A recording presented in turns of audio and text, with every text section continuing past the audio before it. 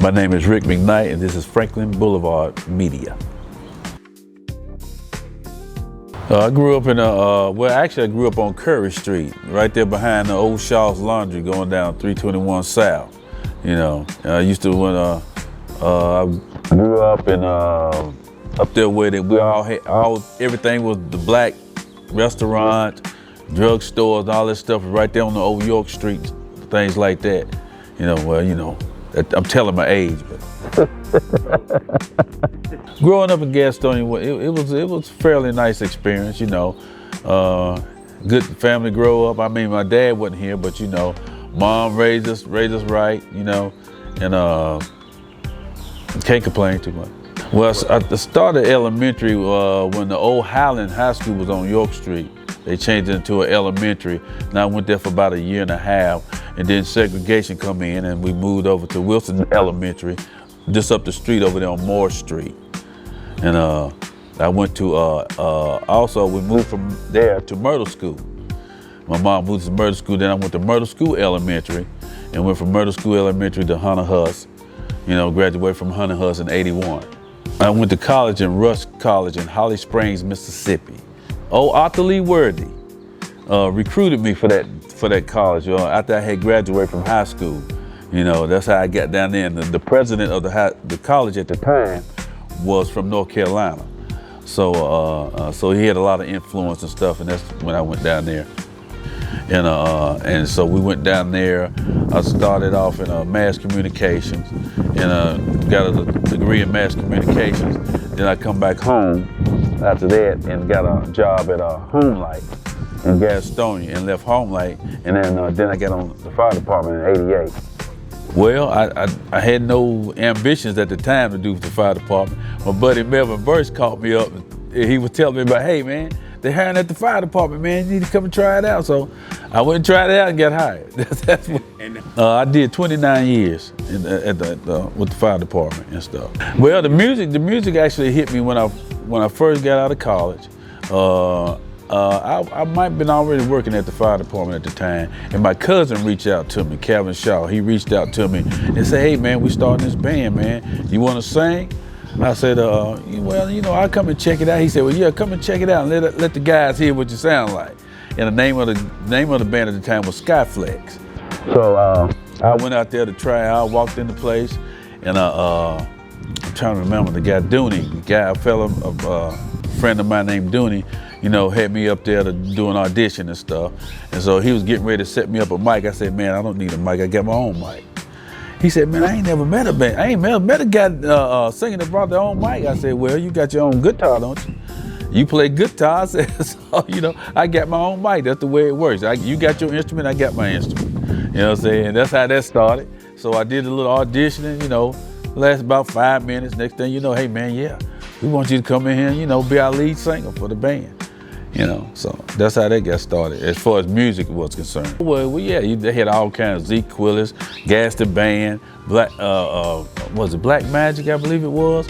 Yeah, it was all kind of bands back in the day when I was coming up. So, you know, I was surrounded by that. Plus my dad, he was in the band, he sung. My cousins, they all was in bands, you know, and they sung. So I guess that's where I get my singing from, my dad.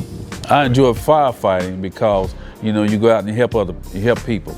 And that's the reason that I really enjoyed it the most, helping people. You know, it didn't have nothing to do with the money and all that. You know, it just was something that was in me.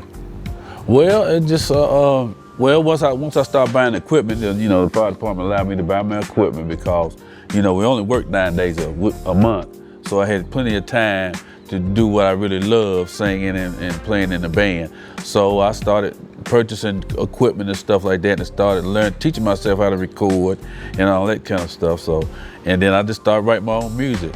I know my buddy man Keith, he was my roommate for a while, and he would say, man, how you sit up here and write all these songs, man? You don't even know how to play. I said, it just comes natural, man. I play by ear. I just do what I hear, what I feel, what I hear in my head. You know, did it all myself. You know, I pressed it up and I recorded it all, mixed it all, mastered it all, sung it all, sung the background, all that, played all the instruments on all the songs that I did. And then I hadn't released it yet though. I just kept it for years and years and years. And finally my friend said, man, you need to release some of this stuff. What you doing, man? And I said, well, I need to go ahead and get it a little bit up to date. You know, so I've been revamping it and all that kind of stuff. So now I'm planning on doing an EP, about 8 songs, and releasing it out and see how I do. Oh God, this was recorded back in the 80s. I started in the 80s, yeah. What I think about how Gastonia has grown, it's exciting to see. You know, I was born here, so I remember when there was hardly nothing around and nothing to do. But that's really changed now, and you know, it's good for the community.